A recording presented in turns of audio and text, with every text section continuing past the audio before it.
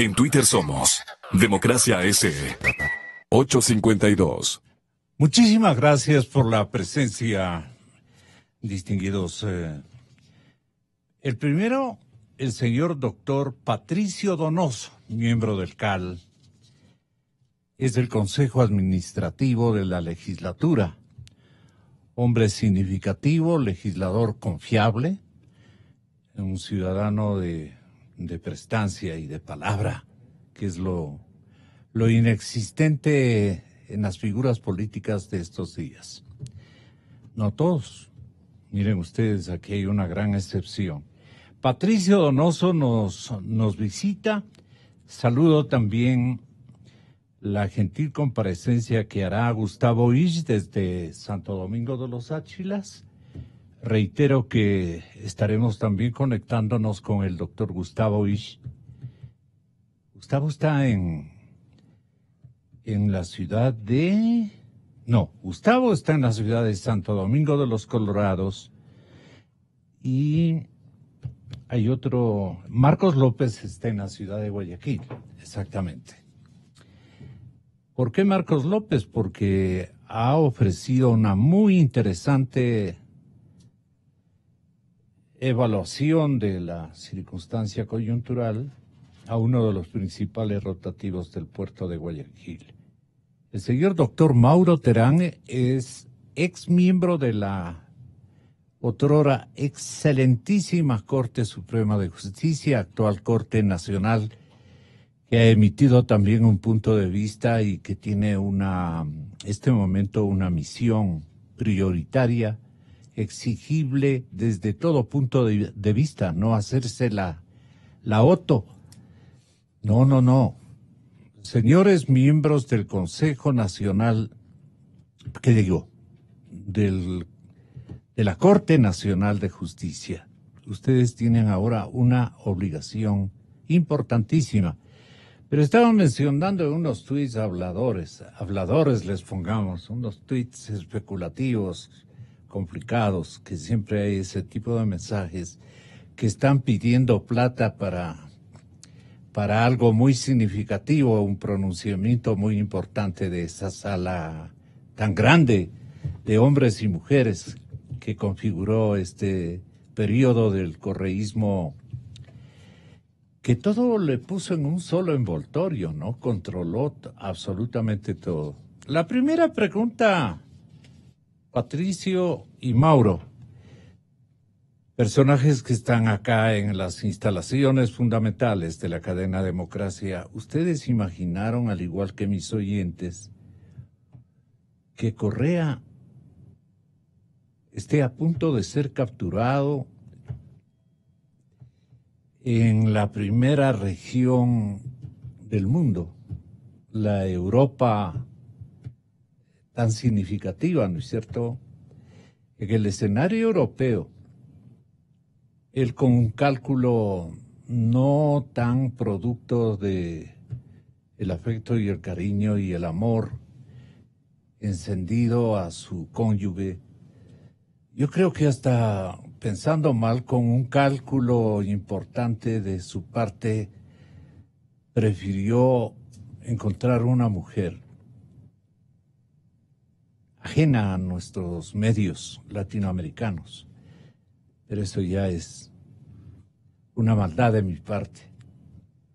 Sin embargo, así me han comentado mucha gente. Nos imaginamos, doctor Terán, que Correa finalmente iba a ser detenido. ¿Usted imaginó en alguna ocasión? Porque usted ha sido un hombre de justicia y porque esto alguna vez tenía que tener un desenlace de esta naturaleza. Si otros actores con idénticas inculpaciones y actos vergonzosos han pasado a la clandestinidad simplemente o han huido del país y no les pasó nada, en mismas condiciones. Claro, este es un caso muchísimo más grave por la cantidad de episodios que ha logrado reunir en toda una década de abuso. Y bueno, ahí están las cosas. ¿Usted calculaba que alguna vez o vaticinaba su conciencia que alguna vez Correa tenía que ser detenido, encarcelado, en lo que él ha significado en términos de poder y de abuso? Doctor Terán, bienvenido, muy buenos días. Doctor Donoso, placer tenerlos aquí. Muchas gracias. Gracias, Gonzalo. Buenos días, Gonzalo. Buenos días, Patricio. Y buenos días a los demás contertulios. Y buenos días a la audiencia. Bueno, a pesar de que hemos ejercido las altas funciones de la Administración de Justicia, a veces sí nos dejamos llevar por ciertos refranes. La justicia tarda, pero llega. Otro que este dice caso, parecido, la justicia tarda, pero no olvida, dicen también. Bueno, no hay deuda prohibido que no se olvidarse, pague. No hay deuda que no hay se que pague. cumplir el Plazo que mandato no se del que cumpla. sabemos prohibido olvidar, pues no. Bueno, veo que históricamente nuevamente vemos un caso de ironía Ironía. en esta, ¿no? Prohibido Porque olvidar. Ironía. le está pasando a Correa lo que le pasó a Al Capone. Al Capone era un criminal que cometió fechorías increíbles, asesinó a muchísima gente, pero irónicamente por esos crímenes nunca pudo ser sancionado. Y total que llega un momento a ser sancionado por evasión de impuestos. Y eso le significó la cárcel, creo que unos 20 años de cárcel en donde murió Al Capone. Pero es muy agresivo la comparación, ¿no? La ironía me estoy refiriendo, ¿no? Ya. En este caso de Correa, hay muchísimos delitos que le señalan. El dedo acusador le señala en muchísimas cosas. Más graves, mucho más graves. Mucho más graves. ¿Por ejemplo? En aspectos de la dirección mayor en cuanto a delitos que se han cometido de naturaleza económica, financiera. El totalitarismo mismo es un delito que ha generado una serie de actos en mandos medios, en mandos menores, es decir, generalizó la corrupción. Y eso es algo por el que tiene que ser alguna vez sancionado. Se permitió, es decir, estableció una estructura a favor de la impunidad y de la corrupción. Una estructura permisiva, a manera de pago claro. Pago de lealtades. Para eso se dictó la Constitución de Montecristi, que lamentablemente está vigente. Es una Constitución que permite la corrupción y además una Constitución que genera una impunidad total en la forma como se establecen y se estructuran los órganos de control que no existen. Entonces hay que hablar muchísimo de las responsabilidades de Correa en todos estos ámbitos. Pero resulta que por un secuestro está siendo sancionado y probablemente va a ir a la cárcel. Entonces eso, digo, es irónico, y esa ironía yo saludo, no la ironía, sino la decisión que ha tomado la función judicial representada por la jueza Camacho, que pues con una gallardía increíble ha dado ejemplo a los hombres jueces. Sí. Ha admitido el planteamiento de la Fiscalía y ha dispuesto, obviamente, la medida cautelar de prisión preventiva. ¿Flojonazos o comprometidos los jueces varones que nunca hicieron esto, habiendo motivos, no solamente con Correa, sino con otros actores que nos han perjudicado como nación y como sociedad, doctor Patricio Donoso? Muchas gracias, Gonzalo, por la invitación. Quiero primero agradecerle por sus gentiles y generosísimas palabras emitidas al inicio de esta entrevista. Muy amable de verdad. Se las merece. Muchas gracias, Gonzalo. Por supuesto, saludo a Mauro Terán, a Gustavo Is, que pronto estaremos escuchándole, igual que a Marcos López. Debo decirle con absoluta convicción que nunca me imaginé que el expresidente Correa tenga orden de prisión. Nunca me imaginé, nunca. Nunca, porque se dieron varios hechos que me impedían pensar así. Y claro, el juicio tiene que llevarse adelante en el evento de que Correa esté preso o no, pero tiene que llevarse adelante el juicio y tendrán que ser probadas las cosas, que lo serán, sin duda. Pero hay 6 temas que he escrito rápidamente donde sí es culpable.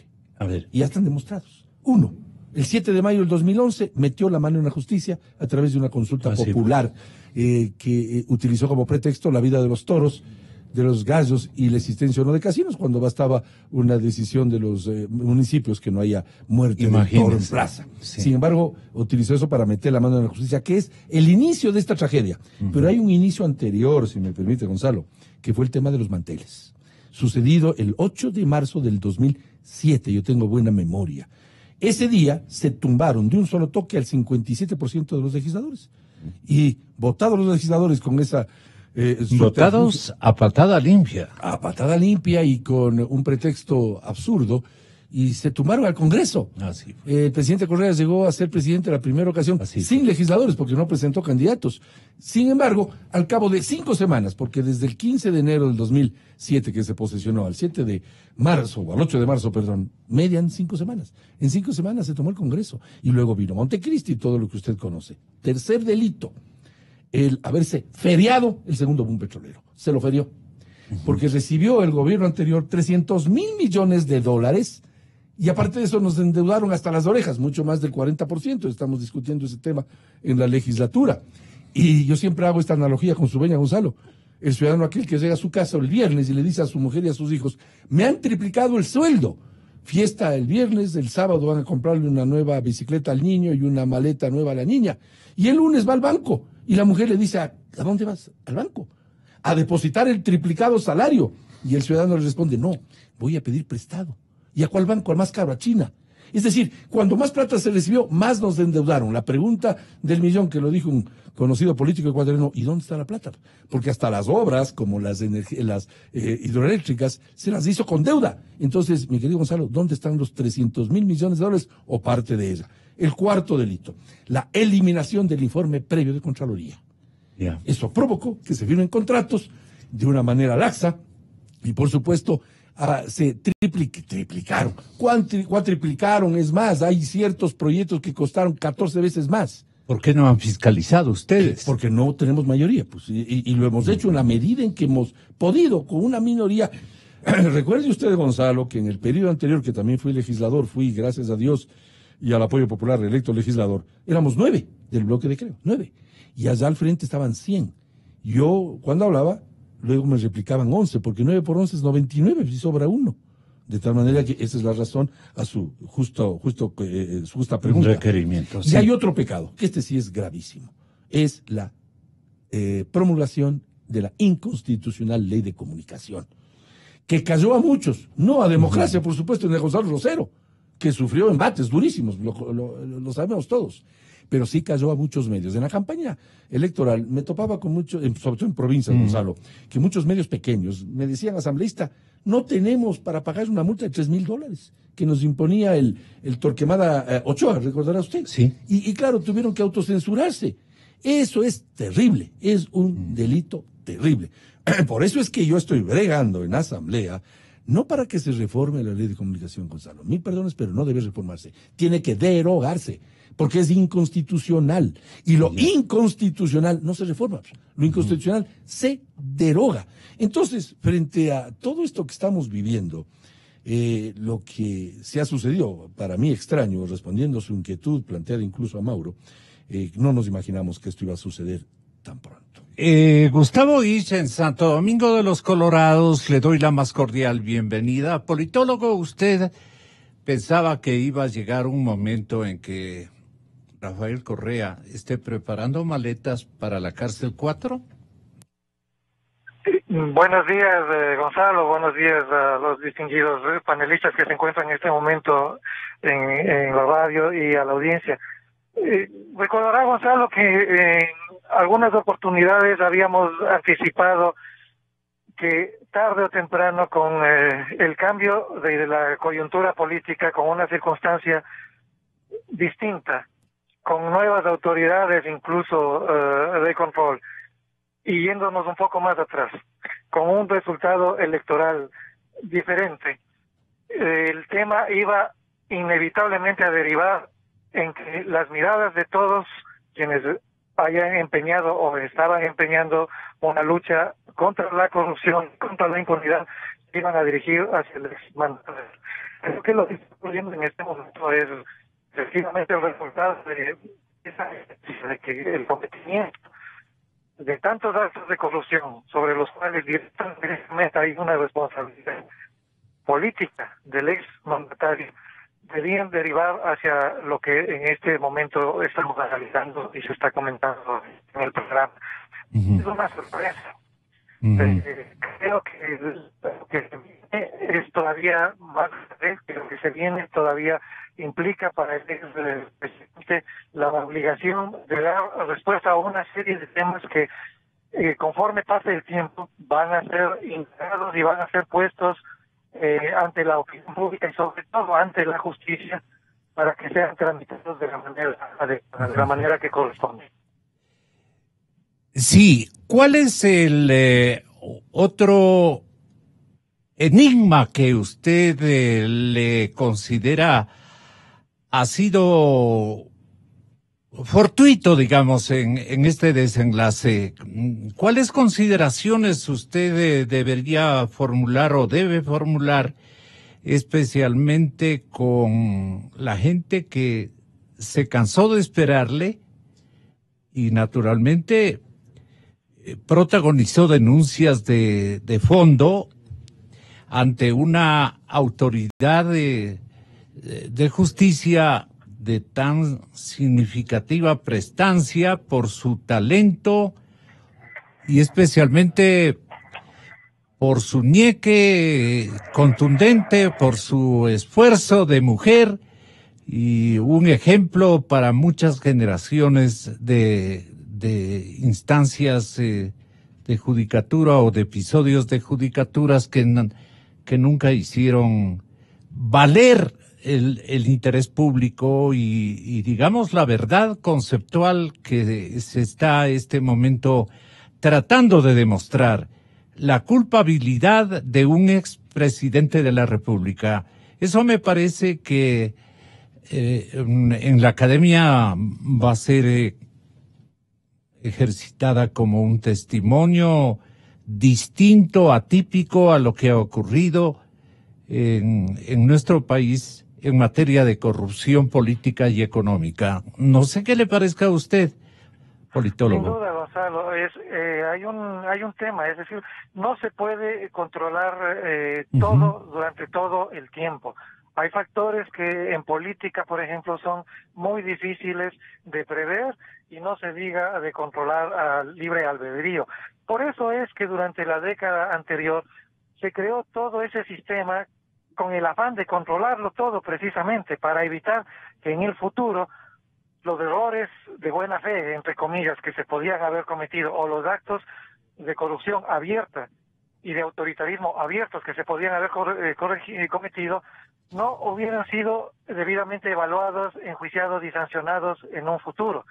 Esos factores que no pueden ser controlados, tarde o temprano terminan pasando la factura a cualquier tipo de liderazgo o a cualquier tipo de sistema. Uno de los fundamentales daños que se le produjo a la sociedad ecuatoriana, sin duda, es el ligado al factor del temor, del miedo. Cuando la ciudadanía, cuando las instituciones, cuando la gente del sector privado, del sector público, de los medios de comunicación, otras organizaciones políticas, en fin, vieron que era casi imposible y a veces hasta muy arriesgado presentar denuncias porque no iban a tener cabida en el sistema de investigación, en el sistema judicial, porque no iban a ser sancionados, sino que por el contrario, los acusadores iban a terminar transformándose en acusados. Muchos ciudadanos, muchos voceros optaron por el silencio, optaron por bajar el perfil, optaron por esperar que las condiciones cambiaran y desde algunas trincheras, desde algunos espacios, hacer lo que podían. Los esfuerzos que se han hecho en ese sentido son valiosos, independientemente del origen de los mismos y de la intensidad en la que se hayan podido manifestar. Todo es valioso, todo es importante en momentos en los que el país requiere un baño de transparencia. No nos olvidemos que al expresidente en este momento se le está implicando por el secuestro o supuesto su papel en el secuestro del político Fernando Valda. Pero tenemos los temas de corrupción todavía en los cuales la figura del exmandatario y su responsabilidad directa o indirecta no ha sido tocada debidamente.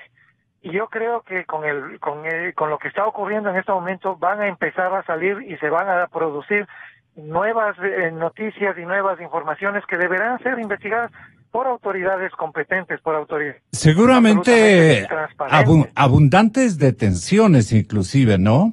Y mucha gente va a peregrinar al exterior en condición de prófugos anticipados ellos mismos. Van a huir del escenario que va a convulsionarse porque el mismísimo jefe de la maquinaria correísta les va a sugerir, en lugar de que se queden a rendir testimonio, más bien que se ubiquen en Ipiales o un poquito más allá en la ciudad de Pasto, Colombia. Muchas gracias. Ahora, el correísmo busca y ha buscado siempre la constante victimización, doctor Mauro Terán, como para enviarle un mensaje a Guayaquil a Marcos López.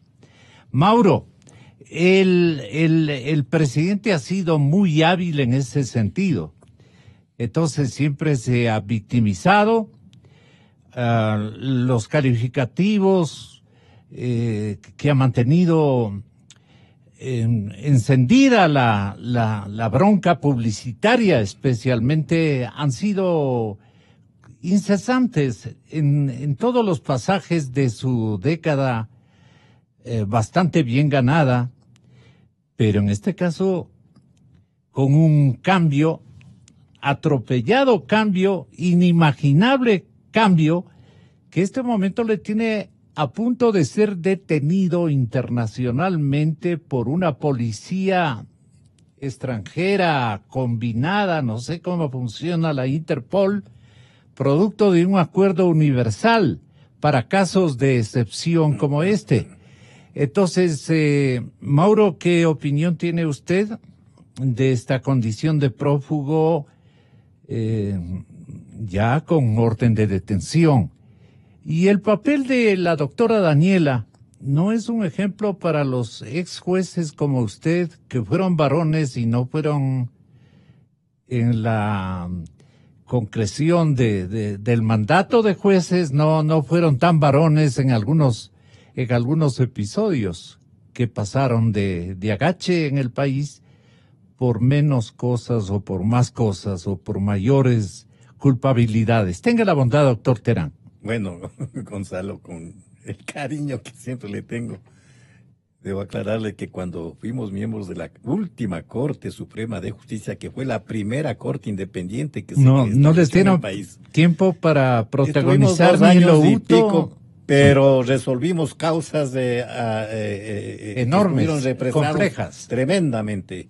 Causas de corrupción que estuvieron represadas por mucho tiempo. Deme un ejemplo, doctor Terán. Y lamentablemente, es decir, no tuvimos oportunidad de enfrentarnos a un dictador, que si nos hubiera habido el dictador, nos hubiéramos enfrentado en forma Pero muy le sacaron varonil. a sacudón limpio, casi que rodaron ustedes en las gradas de la excelentísima Corte Suprema de Justicia. Claro, nos enfrentamos inclusive a la fuerza. Así fue. A la fuerza nos enfrentamos. Que, bueno, habían ahí hasta pandilleros. Inclusive cuando nos trataron de ponernos en una Corte Nacional en virtud de un sorteo. Sí. Nosotros despreciamos y no admitimos formar parte de esa corte porque era una corte castrada, hasta hoy es una corte castrada. Y que el Consejo de la Judicatura pase a ser la cabeza del Poder Judicial es una barbaridad que algún rato tiene que cambiarse radicalmente. Una gerencia que fue instalada por el Correato, ¿no? Así es, Gonzalo. En cuanto a la operatividad del apresamiento, digámosle así a Correa, bueno, la Interpol no es una organización internacional, o sea, no está conformada por estados. Está conformada por entidades de policía de todos los países que han decidido formar parte. Pero producto de un acuerdo de acuerdos gobiernos. interinstitucionales. Interinstitucionales. Claro que los grandes pero jefes los de policía estados deben obviamente representan también a su gobierno, ¿no? Claro, los estados deben haber autorizado. Pues. Bueno, no se les ha dado el caso de representantes del estado a los altos jefes policiales que firmaron los convenios. Los acuerdos. Pero tiene trascendencia internacional porque es una ONG admitida por la comunidad internacional e inclusive admitida por Naciones Unidas. Pero usted imaginaba que un expresidente de la República iba a ser detenido por la Interpol y traído al país de origen donde... Bueno, todavía no ha sucedido. Cuando suceda, ahí opinaré, porque hasta ahora no creo que pueda ser traído, porque a ver, justamente estoy haciendo la explicación de que es una ONG, porque si la ONG, en función de una difusión rosa, apresa a una persona requerida por un Estado, se la apresa, pero después vienen procesos que pueden topar con extradición. Y en la extradición, ahí sí ya juegan intereses de Estado a Estado, ¿no? O sea que verle Correa preso aquí todavía es largo, todavía es un poco soñoliento, pero entiendo que algún rato va a ser realidad.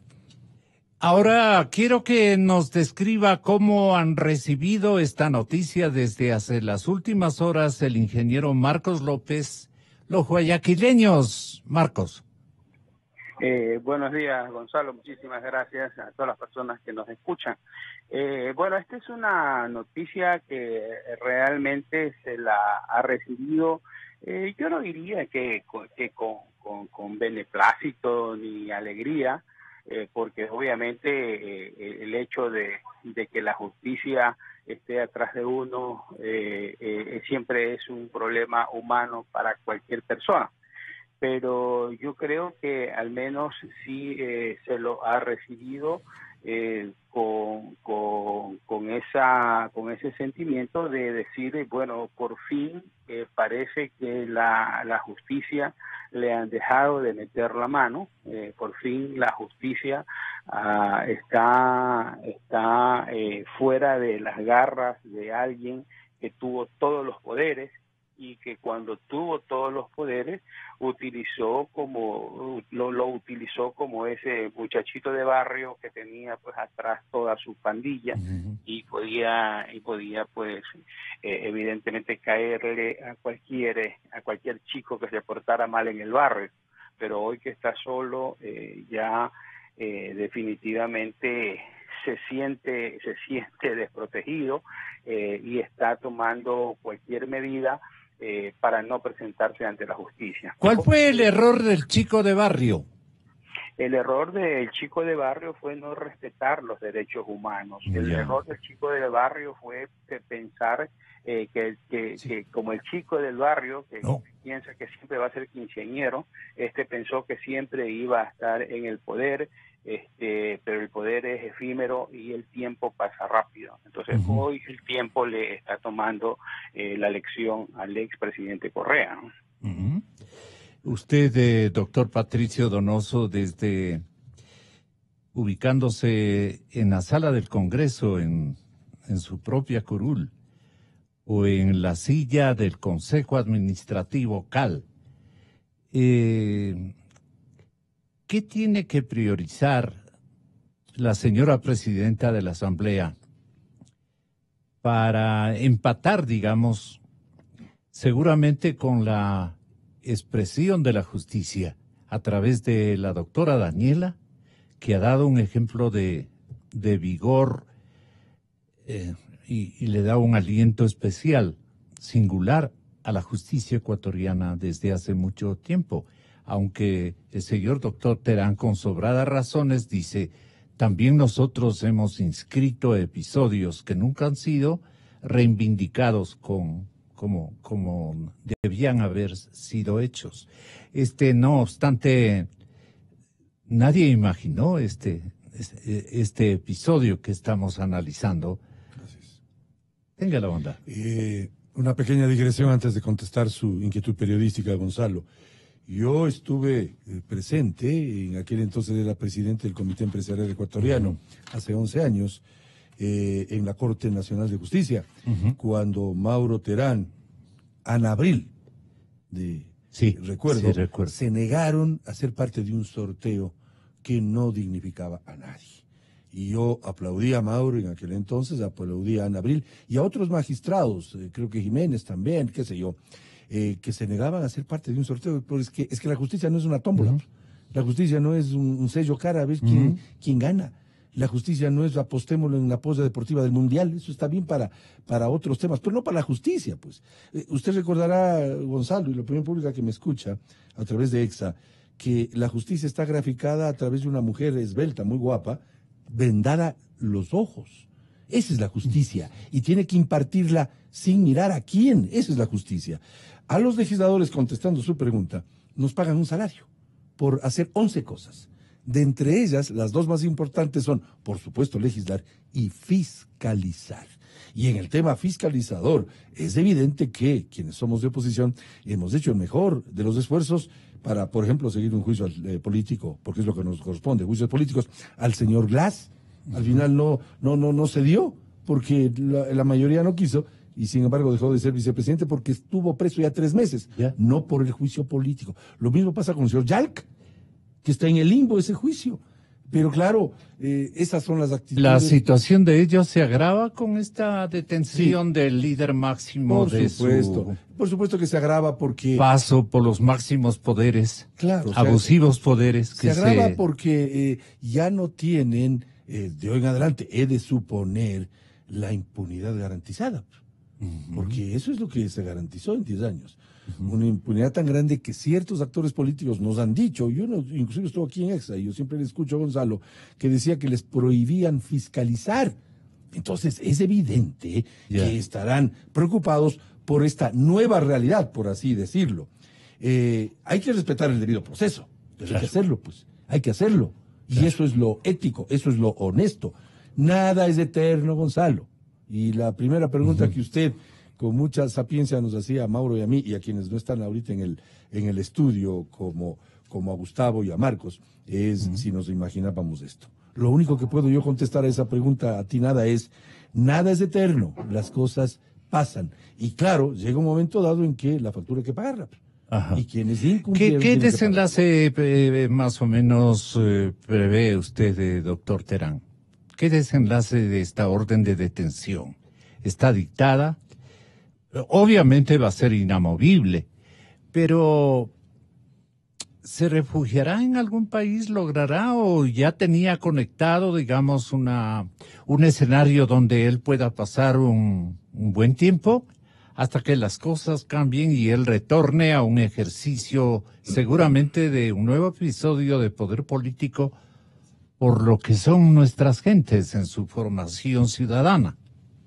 Bueno, voy a hacer una afirmación que parezca aparentemente un poco distante del tema.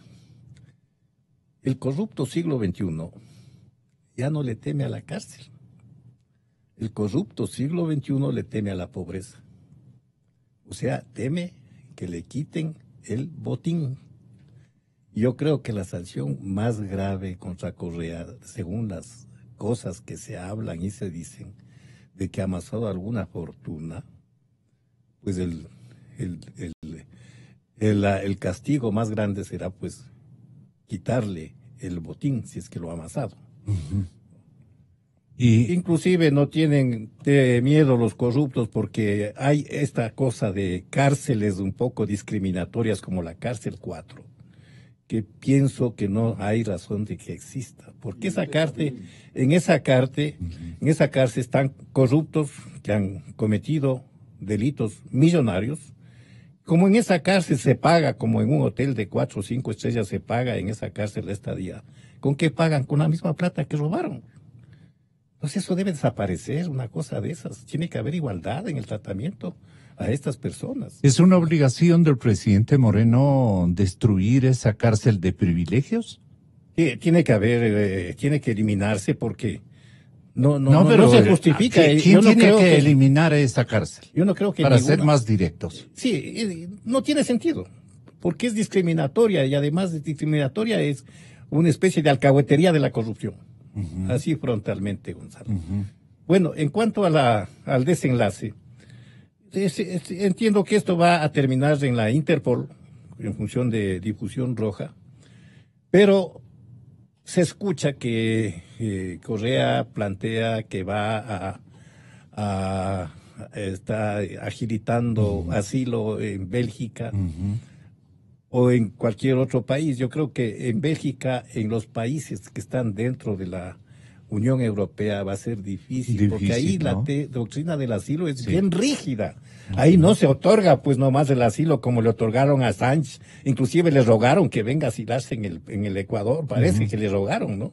Yeah. Pero ahí sí se analiza si en verdad el señor es un perseguido político para merecer el asilo. O sea, las tesis, doctrinas de asilo en la Unión Europea son muy Pero puede haber rígidas, una alternativa muy madurista. rígidas. ¿Ah? Puede haber una alternativa Yo creo madurista. que puede ser una alternativa, sería fuera de la Unión Europea, ¿no? Diga usted, podría estar solicitando asilo en Rusia, por ejemplo, que ahora que Rusia se ha convertido en la segunda morada del expresidente.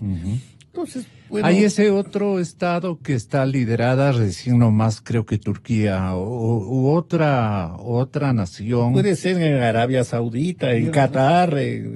Bielorrusia, exactamente. Claro, que son los que fueron amigos, ¿no? Irán, no. En estos países podría ser, pero no sé si le conviene desde el punto de vista de estatus. De estatus. Sí, de También, buena vida. Claro, claro. Pero hasta ahí llega su vaticinio, doctor Terán. Sí. ¿Y usted? Yo lo que supongo es que va a tratar de evitar el ser apresado. Me imagino. Yo no soy experto en la temática. ¿Con qué alternativa Sí, hay dos alternativas. de carácter jurídico podría evitar aquello? Uno saliendo de su residencia actual, me imagino, tal como Mauro lo relata. Otra sería interponiendo acciones de orden jurídico, retrasando, apelando. Nos acaba de alertar Mauro que no es una organización de los gobiernos, la Interpol. Sin embargo, debe tener la autorización para que esté conformada. Se harán una serie de arbitrios. Pero aquí lo importante es, y voy a decir una verdad de perogrullo, Gonzalo, la única forma de ser transparente es siéndolo, pues, siéndolo. Y si quiere el correísmo demostrar transparencia, eso de las manos limpias, corazones ardientes, qué sé yo, hay que demostrarlo. La mujer, O sea, puede preferir la victimización. la mujer del César no solamente debe ser honesta, sino parecer serlo. Yo creo que el movimiento correísta estaría acabando su tumba si es que no se da cara a la justicia. Porque también hay que parecer serlo, no solamente serlo. Claro. Y claro, evadir una prisión o una acción de orden jurídico tiene su buen rédito 3 días. Así Pero es. al cuarto día Gonzalo Rosero estará diciéndolo en Exa y otros comunicadores que fue mi chulla, como decimos los quiteños, que fue mi chulla, pues es hora de dar la cara. El propio presidente Correa siempre nos alertó que los que huyen son aquellos que no quieren dar la cara. Hay que dar la cara, es la única forma de ser transparentes. Pero entonces, él cree que asimilará, doctor Terán, el juicio de la historia, que sería este. Bueno, el resultado que hemos visto de la jueza Camacho es, yo sí diría, el resultado del cambio del Consejo de la Judicatura. Yeah. Es decir, prácticamente se sacó a patadas la mano de Correa metida en la justicia. Yeah. Y estamos viendo los efectos. Claro. Entonces, frente a esto, Correa se siente huérfano porque ya no tiene un fiscal que le respalde, no tiene jueces, ni institutos, ni consejo, la judicatura, que de alguna forma le alcahuetee en sus decisiones y Eso acciones. es correcto. Entonces, pues, entiendo que ni siquiera pensará el señor regresar al Estado, es decir, al país, por ninguna razón, y hará todo lo posible en caso de que empiece a plantearse la extradición del señor. Cuando usted planteaba el tema de la pobreza, si las estructuras económicas, la perspectiva económica del país, no arroja los resultados a las que están convocados empresarios y el actual estamento gubernamental, la cosa puede agravarse porque la gente en próximas elecciones puede decidir una exculpación de toda esta maquinaria correísta y pueden venir a dominar nuevamente todos los estamentos públicos y judiciales y todo lo demás. Y en el desquite no hay venganza, dicen, pues, ¿no? Entonces, hemos visto en historia que eso ha ocurrido. Tengan la bondad de dedicar un poco de pensamientos a este desenlace final, digamos. ¿Usted qué nos diría, doctor Donoso? Repito, yo lo que creo es que el desenlace debería ser acudir ante la justicia, decir su verdad. La justicia ecuatoriana deberá respetar el debido proceso, pero eludir el acudir a la justicia es un serio error, porque el día de mañana les van a pasar factura. Sí. Lo que usted acaba de decir, esto pasará las próximas elecciones, hacía referencia usted, o cualquier otro momento. El evadir la justicia, en mi opinión, es un serio error. Más allá de ser inocente o culpable. Eso la justicia lo determinará. Nosotros tres tenemos clarísima la situación. Pero el eludir la justicia ya es un serio error. Eso me anuncia como que dice usted... ¿Se va a dejar tomar detenido, tomar Yo preso? creo que él debería hacer eso. Esa es mi opinión de lo que él debería hacer. Estratégicamente hablando y también éticamente. Éticamente hablando. Estratégicamente no sé pues, cuál sea la estrategia que él y el señor Caupolicán. Eso les digo, victimizarse políticamente. Claro, yo sí quiero alertar de este señor Caupolicán, ¿no? Que es increíble. El hijo ha sido su secretario, ha mandado una comunicación diciendo que no se haga entrega tal informe. Todo eso también debe investigarse, sobre todo el tema Caupolicán. Y nunca me he de olvidar pues los excesos de esta gente, de sus abogados. ¿Y usted por qué no inauguran en el CAL algún proceso de investigación? Es una buena idea, proceso de fiscalización. Caso Caupolicán Ochoa. Claro, el único problema sería, y pienso rápido... Justo, ¿no? Dos, y ese pariente del otro. Sí, lo único que pienso es que quizás como no es Caupolicán un funcionario público, de pronto nada puede hacer la Asamblea, porque no es funcionario público, pero sí los actos que se incurrieron, los chuquisaebs y toda esa cosa que usted lo conoce muy bien. Pero estratégicamente hablando no sé lo que vaya a hacer, pero éticamente hablando debería presentarse ante la justicia y decir su verdad, que se le respete el debido proceso como a todo ciudadano, así debe ser. Termine, doctor Mauro Terán, con lo que quiera decirnos. Tenga la bondad. Sí. Yo creo que el Estado ecuatoriano está dormido sobre el botín de los corruptos. El botín de los corruptos que se calcula, según muchas gentes, de 300.000 millones de dólares que ha manejado, pues se calcula que puede haber un botín de mínimo unos 30.000 millones de dólares. Sí. Ese botín está yacente y ese botín tiene que ser el objetivo del Estado ecuatoriano. Ir ubicarlo. Y recuperar todo ese hasta botín. Para curar la hacienda pública. Pero más que eso, para reprimir la corrupción, reprimir ejemplarizadoramente a la corrupción. Y demostrar que robaron, pues, y robaron en grandes cantidades. Claro, pero ¿dónde está el dinero? ¿Dónde está el dinero? No y ese era el tema de fondo que yo tenía preparado. Es que no nos generamos mecanismos para eso. Lo voy a hacer mañana. No nos generamos está el dinero robado? Hay muchos mecanismos que se pueden poner en vigencia para ir en pos de estos recursos, ¿no? Uno de esos que lo hemos señalado constantemente y que ya lo señaló el presidente Moreno y que ha señalado la presidenta de la Asamblea, la expedición de la ley de extinción de dominio. Pero esa ley tiene que ser de una naturaleza muy especial. Hay un proyecto de la Oficina de Naciones Unidas contra la Droga y el Delito que es muy bueno, pero aplicado al pie de la letra al Ecuador no es conveniente porque en el Ecuador se puede darle más afinidad, más afinamiento, más radicalidad a ese proyecto.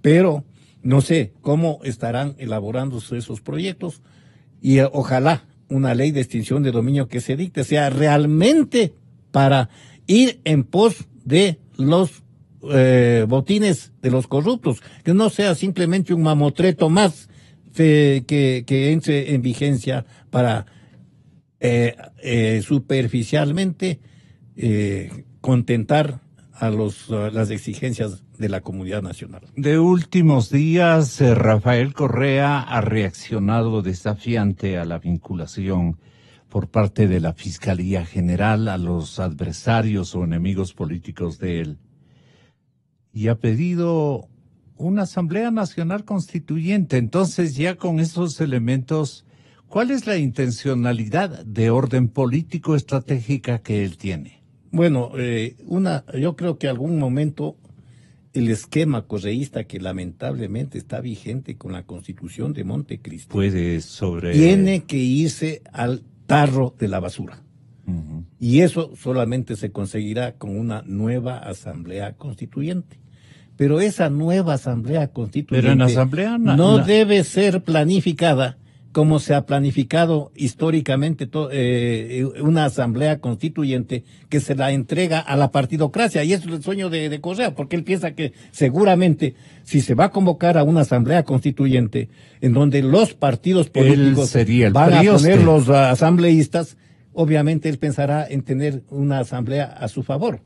Pero el momento que se plantee una Asamblea Constituyente inclusiva, en donde los partidos políticos tengan solo un 50% de la asamblea y el otro 50% esté, por ejemplo, en manos de las organizaciones políticas, en manos de los pueblos y nacionalidades, en manos de los movimientos sociales, en manos de la academia, en manos inclusive de Fuerzas Armadas, ese rato cambia radicalmente y ese rato pues tendremos una auténtica Asamblea Constituyente del pueblo inclusivo del Ecuador. Lo que se requiere es más transparencia y un plan para recuperar el dinero robado. Habría que ejercitar una estratagema creando incentivos para que ubiquen el dinero sustraído de las arcas fiscales. En esto no ha caminado el gobierno del presidente Moreno. Bien hizo usted en recordar incluso este proyecto de ley que anda rodando en el imaginario de los dirigentes políticos y de los legisladores de la República y exparlamentarios, expresidentes de la República. ¿Cuánta gente que viene a esta estación de comunicación democrática menciona esto? Lo que hay es que buscar el dinero robado, recuperarlo, incluso para sanear conflictos estructurales de la economía ecuatoriana. Alcanzaría para todo, porque es gigantesca la cifra que se han sustraído. Pero han escondido bien, y los que podrían hacer algo son los candados mayúsculos que este momento están al servicio de estos grupos. Entonces, ni los organismos internacionales nos pueden ayudar en este sentido. Ninguno. Entonces, tenemos este inconveniente grueso, complicado. ¿Quiénes podrían ser, caramba, los que encuentren el dinero robado, así de simple? ¿A quién le corresponde? ¿O con qué instrumentos legales pueden hacerlo? Estoy señalando justamente, Gonzalo. El presidente Moreno debe entender que su anuncio de una cirugía mayor a la corrupción significa ley de extinción de dominio. ¿Por qué no camina? Pero una buena ley. O sea, una ley que no solamente sirva para la recuperación inmediata, independiente de cualquier proceso judicial.